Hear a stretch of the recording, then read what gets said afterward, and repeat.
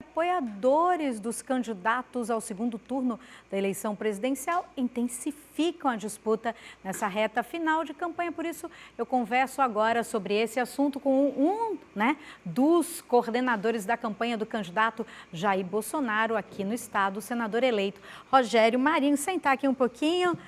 Senador, seja bem-vindo aqui mais uma vez ao Jornal do Dia. E eu quero começar perguntando ao senhor, como é que está aí? Faltam 12 dias hoje para o dia D, para o dia da eleição. E como é que está o sentimento, no caso, na campanha bolsonarista?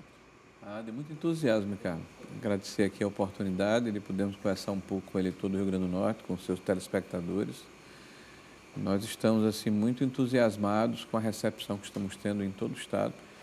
Desde segunda-feira, o dia seguinte ao resultado do primeiro turno, nós estamos trabalhando com reuniões, com sensibilização das lideranças políticas que no primeiro turno se dedicaram mais às candidaturas proporcionais, percorrendo o estado do Rio Grande do Norte. Amanhã mesmo nós estaremos visitando uma série de municípios ali na região oeste do estado. Em seguida iremos para a região do Seridó, na quinta e na sexta-feira. E à noite estaremos aqui na sexta-feira já para receber o vice-presidente Braga Neto, que virá para cá na sexta-feira à noite.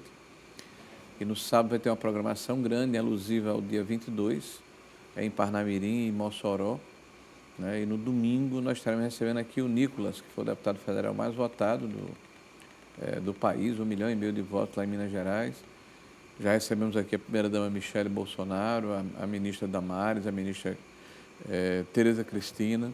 Então, nós estamos aí fazendo um grande trabalho para que nós possamos sensibilizar a população do Rio Grande do Norte, para que ela entenda e compare quem foi o melhor e o mais qualificado presidente para o Nordeste e para o Rio Grande do Norte, que é o caso de Bolsonaro. Senador, o senhor acaba de colocar essa questão, quem foi o melhor para o Nordeste, mas as urnas demonstraram que o nordestino, ele votou, preferencialmente no candidato Lula em detrimento ao candidato Bolsonaro. Mas a gente começa a ver aí a adesão de prefeitos, uma mobilização que já começa a ser feita principalmente no interior do estado. O senhor ainda acredita em alguma virada vinda do Nordeste ou apenas vocês estão tentando diminuir essa vantagem no caso do ex-presidente Lula em relação ao atual presidente Bolsonaro? Ricardo, primeiro é importante colocar que na segunda-feira ainda me perguntaram qual seria o instrumento que nós iríamos utilizar nessa campanha de segundo turno para sensibilizar o eleitor que não votou no presidente Bolsonaro no primeiro turno. E eu disse naquela oportunidade, continuo afirmando onde tenho ido, que o instrumento que a gente vai utilizar é a verdade, falar a verdade. Se a gente fala a verdade, as pessoas que há 12 anos atrás tiveram um governo que foi um governo da corrupção, que foi um governo do aparelhamento da máquina pública, que foi um governo que terminou os seus dias com a maioria dos seus membros presos, encarcerados por desvio de dinheiro público, com assalto às principais estatais brasileiras, com rombo nos fundos de pensão. A população, nesses 12 anos, esqueceu. Então, nós precisamos primeiro contar essa história, que é uma história documentada, uma história que aconteceu no país, e dizer o seguinte, que nós não podemos cometer esse erro novamente, de entregar o governo a um partido político que se apropriou do país, não em nome de um projeto de Estado, mas em projeto pessoal, um projeto do partido político. Então, isso é importante colocar. E a diferença? Olha o que está acontecendo agora. Nós temos um governo que vai terminar esse ano, mesmo com pandemia e com guerra, com a inflação menor do que os Estados Unidos e do que a Europa. Isso não acontecia desde a Segunda Guerra Mundial, há mais de 70 anos atrás. O governo que está fazendo uma ação dentro do Brasil que está permitindo que nós tenhamos, no final do ano, um crescimento entre os 20 países mais importantes do mundo, entre os 5 primeiros. O governo que vai concluir o seu mandato com mais de 5 milhões de novos empregos que foram gerados no país. Um governo que concluiu um sonho secular dos nordestinos, que entregou ao nosso Rio Grande do Norte, inclusive, a transposição das águas do São Francisco. Um governo que respeitou os assentados rurais, que eram utilizados como massa de manobra do Partido dos Trabalhadores, do PT, que em 14 anos entregou pouco mais de 100 mil títulos de propriedade.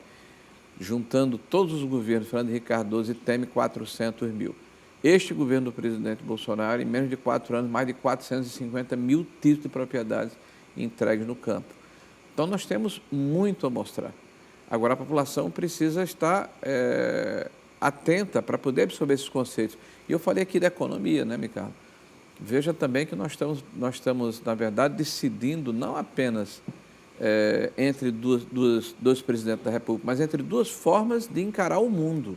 Quer dizer, nós defendemos a família, o governo do presidente Bolsonaro, os valores que nós recebemos dos nossos pais e transmitimos para os nossos filhos.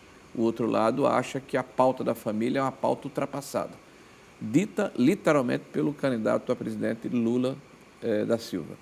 Nós defendemos a vida desde a concepção, o outro lado relativiza a vida e defende que a mulher deve escolher o aborto quando achar conveniente.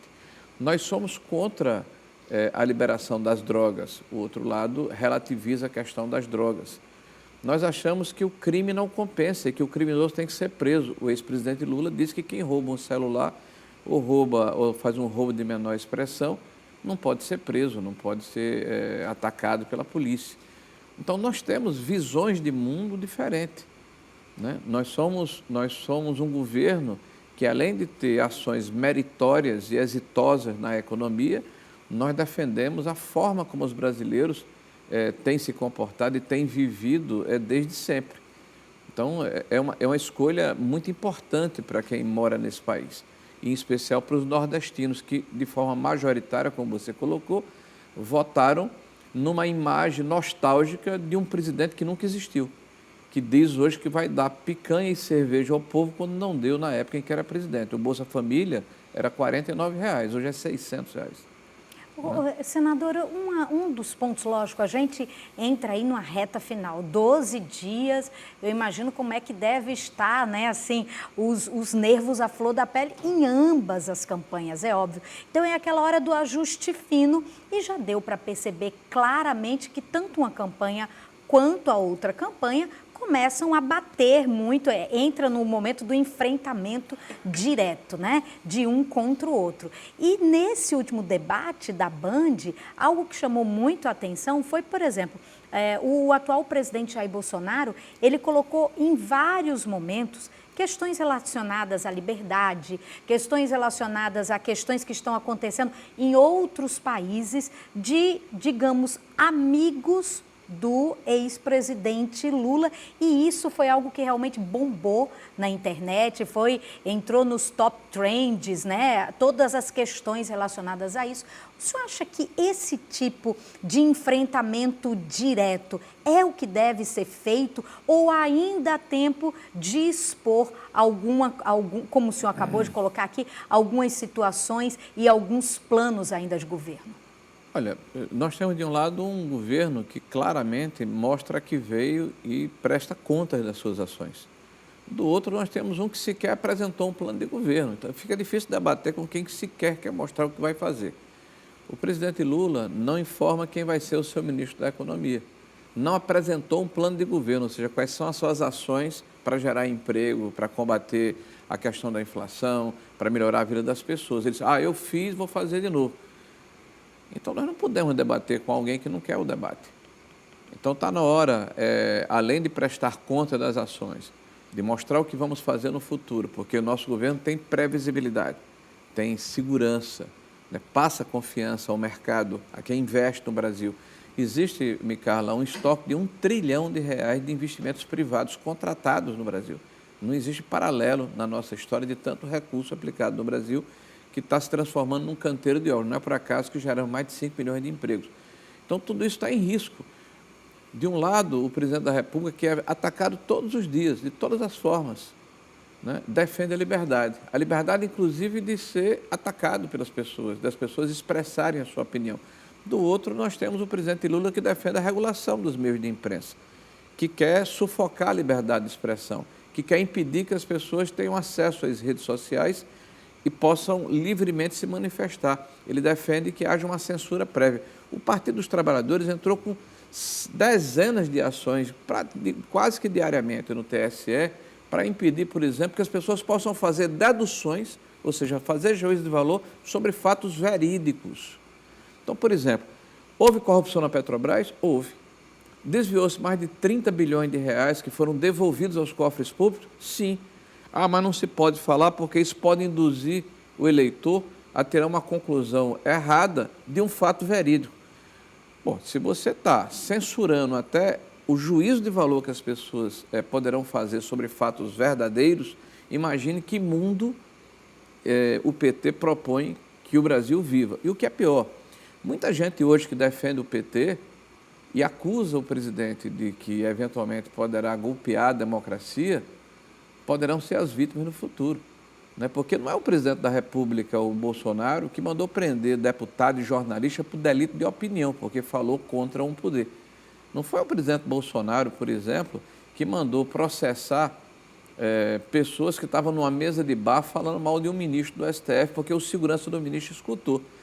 Não foi o presidente Bolsonaro que mandou invadir as contas privadas de WhatsApp, de grupos de WhatsApp, e, em função disso, fazer busca e apreensão nas empresas, suspender pessoas de redes sociais e suspender os recursos dessas pessoas de contas bancárias.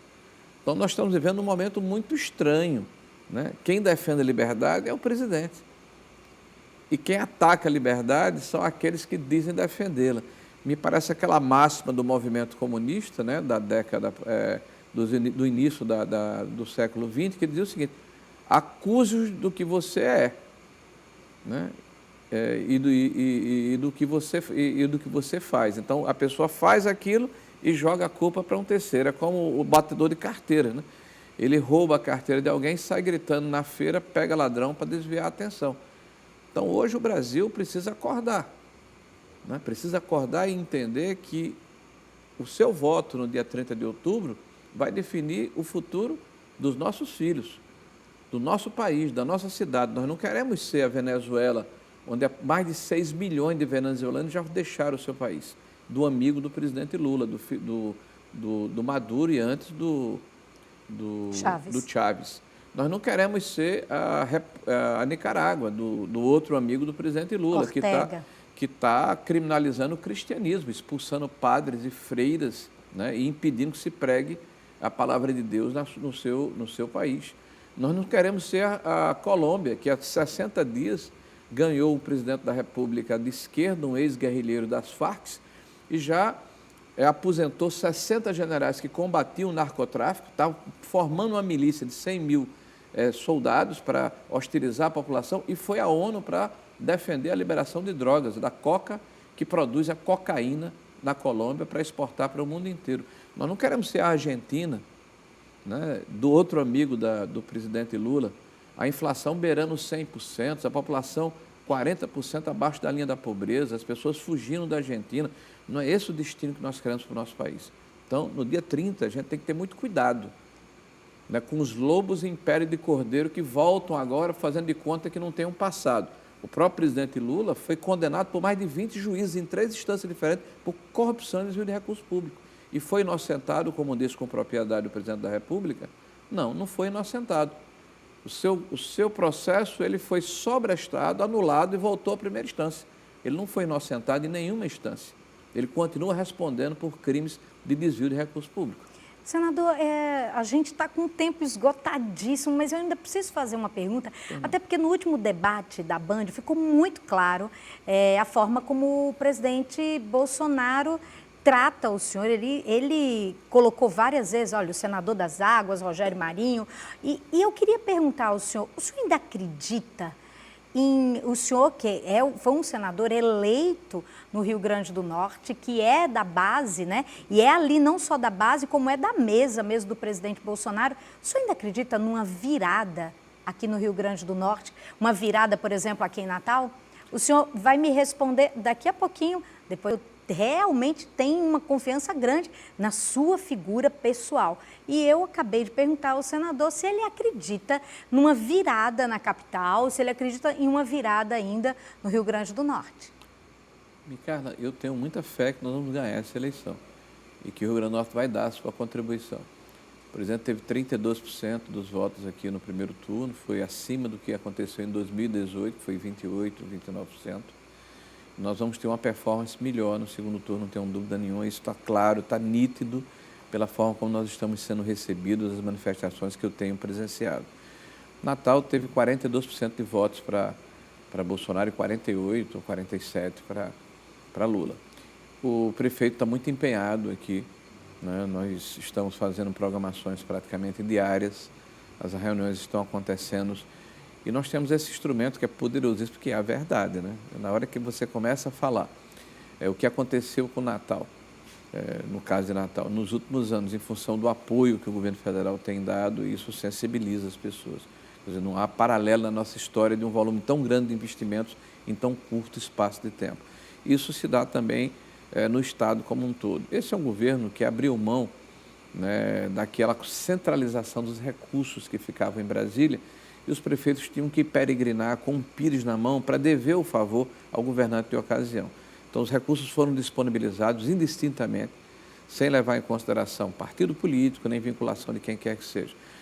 A questão do presidente, nós temos assim, uma admiração enorme pelo presidente. Eu tive, eu diria, o privilégio de conviver com o presidente nos últimos 3 anos de uma forma mais intensa, mas fui seu companheiro de Câmara durante 12 anos.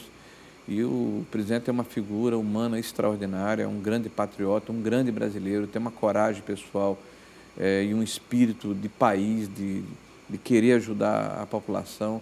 E vou dizer aqui de público o que eu tenho dito, onde eu tenho passado, porque hoje eu tenho uma obrigação de dar um testemunho. O presidente nunca começou uma reunião dentro do Palácio conosco sem fazer uma oração. Uma oração para que nós recebêssemos as bênçãos de Deus, para que as nossas decisões pudessem ser as melhores para o povo brasileiro. E isso choca muita gente, porque é um presidente que ele fala em Deus, ele trouxe a palavra de Deus para dentro, né, do Palácio do Planalto. E isso tem gerado muita insatisfação daqueles que acham que isso não deveria acontecer.